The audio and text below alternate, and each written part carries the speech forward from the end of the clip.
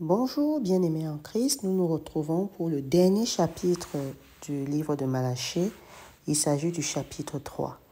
La précédente vidéo, nous avons parlé du chapitre 2 où le Seigneur mettait en garde les prêtres contre le fait qu'ils puissent détourner son peuple car ils étaient considérés comme des éducateurs, comme des formateurs, comme des conscientisateurs du peuple en fait. Il a aussi demandé qu'il était contre le divorce. Il demandait de ne pas se séparer de manière bête de sa femme de jeunesse. Alors aujourd'hui, on va aborder le dernier chapitre qui va un peu parler de la venue du Messie qui annonce déjà Jésus dans le Nouveau Testament. Avant de commencer la lecture, comme chaque fois, il est important pour nous de demander à l'Esprit Saint de nous accompagner tout au long de la lecture de notre livre.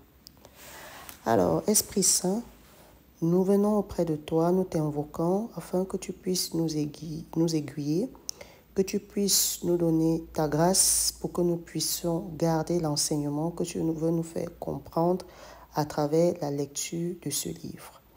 Alors, accompagne-nous, guide-nous et permets-nous de garder cet enseignement. Amen.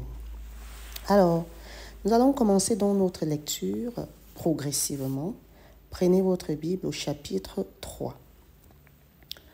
Voici que j'enverrai mon messager pour me préparer le chemin. Et soudain, il entrera dans son temple. Le Seigneur que vous cherchez, le messager de l'alliance que vous désirez, le voici qui arrive, dit l'Éternel, le Maître de l'univers. Qui pourra supporter le jour de sa venue? Qui restera debout quand il apparaîtra? En effet, il sera pareil à un feu purificateur, à la lessive des blanchisseurs. Il s'assiera pour fondre et purifier l'argent. Il purifiera les descendants de Lévi. Il les rendra purs comme on rend pur l'or et l'argent. Et c'est en suivant la justice qu'ils présenteront des offrandes à l'Éternel. Alors, l'offrande de Juda et de Jérusalem sera agréable à l'Éternel comme autrefois, comme par le passé. Je m'approcherai de vous pour le jugement et je m'empresserai de témoigner contre les magiciens et les adultères, contre ceux qui prêtent de faux serments, contre ceux qui exploitent les salariés, qui oppriment la veuve et l'orphelin, qui font tort à l'étranger et ne me craignent pas, dit l'Éternel, le Maître de l'univers. Je suis l'Éternel, je ne change pas. Et vous, descendants de Jacob, vous n'avez pas été détruits. Dès l'époque de vos ancêtres, vous vous êtes écartés de mes prescriptions. Vous ne les avez pas respectées. Revenez à moi et je reviendrai à vous, dit l'Éternel, le Maître de l'univers.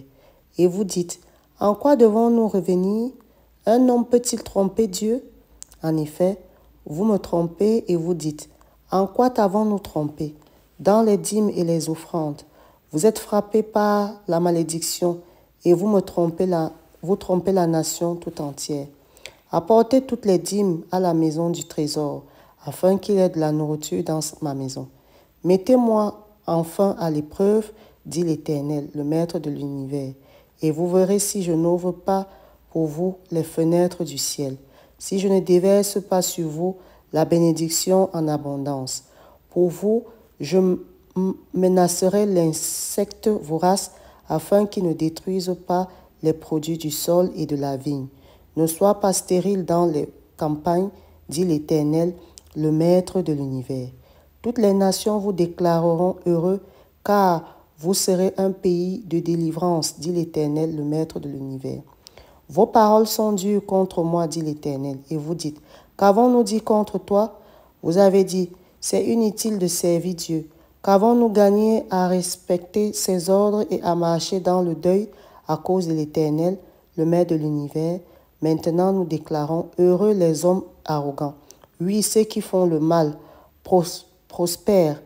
Ils mettent Dieu à l'épreuve et ils en échappent. Alors, ceux qui craignent l'Éternel se parlent l'un à l'autre. L'Éternel fut attentif et il écouta.